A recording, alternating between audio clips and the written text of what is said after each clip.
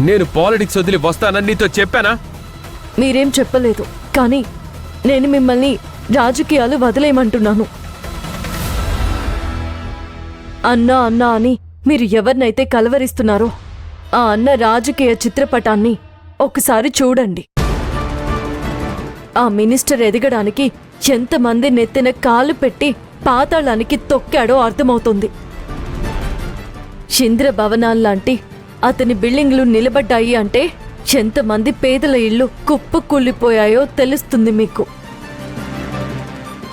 Minister పదవిని సంపాదించుకోవడానికి ఎంతమంది రాజకీయ ప్రత్యర్థుల్ని హతమార్చాడో అతనికి గతంలో ఫ్రెండ్స్గా ఉన్నవాళ్లని అడిగి తెలుసుకోండి. నాకు తెలిసినా ఇవన్నీ మీకెందుకు అర్థం కావడం లేదో నాకు అర్థం కావడం లేదు. ఆయన మిమ్మల్ని ఒక పావులా వాడుకుంటున్నాడు. అది నాకు ఇష్టం లేదు. నా మాట విని అతని దగ్గరికి వెళ్ళడం మానేయండి.